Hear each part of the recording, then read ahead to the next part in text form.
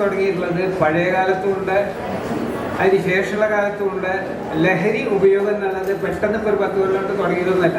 പക്ഷെ ഐറ്റങ്ങൾ മാറി മാറി വരുന്നതേ ഉള്ളൂ. ഇപ്പോഴുള്ള ലഹരി എന്ന് പറഞ്ഞാൽ പിന്നെയും സ്ട്രോങ് ആയിട്ട് വന്നു.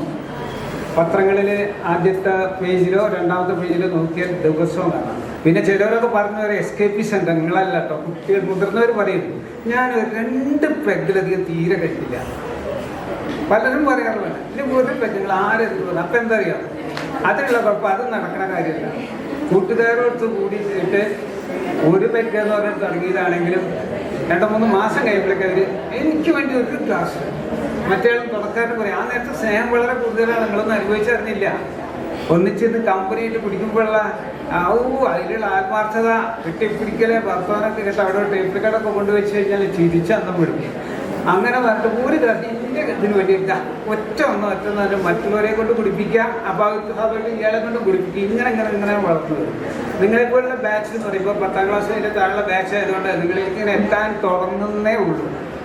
+1 +2 അങ്ങനെ ആകുമ്പോഴേക്ക് കുറേശ്ശെ ചെടിക്കുഴികൾ ധാരാളം ഉണ്ട്. ഒരു മൊബൈലിൽ കിട്ടുന്ന എല്ലാ കാര്യവും അറിയുന്നവരെ ലോകത്ത് ആരുമില്ല. അത്രയധികം സബ്ജക്റ്റുകളുണ്ട്.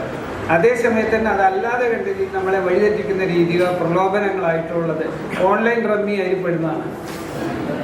ഓൺലൈനിലേക്കൊന്നും ഇറങ്ങിയ ഇന്നേ വരെ രക്ഷപ്പെട്ടിട്ടില്ല എന്നല്ല, 10-30 ലക്ഷം കടാവുക, തൂങ്ങുക, രക്ഷിതാക്കൾ ഇതൊന്നും അറിഞ്ഞൊന്നും വരില്ല.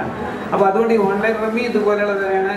ലഹരി പലതിനോടുണ്ട്. ചിലവർക്ക് ആനകളെ കാണുന്നതാണ്. അതിന് വലിയ അപകടമില്ല. ആനയുടെ പിന്നാലെ ഇങ്ങനെ നന്ദം വിട്ട് നടന്നു പോവുക, ആന അങ്ങനെ തുമ്പിക്കഴിഞ്ഞിട്ടൊക്കെ പറഞ്ഞു അങ്ങനെ ഒരു ലഹരി. സംഗീതത്തോട് ലഹരി, അതൊന്നും അപകടമുള്ളതല്ല.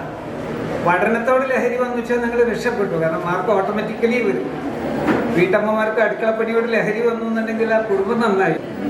പിന്നെ ചിലർക്കുണ്ട് ഈ വീഡിയോ കോൾ വിളിക്കുമ്പോൾ പെൺകുട്ടികൾ പ്രത്യേകിച്ച് ശ്രദ്ധിക്കേണ്ടതാണ്. വീഡിയോ കോൾ എപ്പോൾ ആണെങ്കിലും ഏത് സിസ്റ്റത്തിലും റെക്കോർഡ് ചെയ്യാൻ പറ്റും.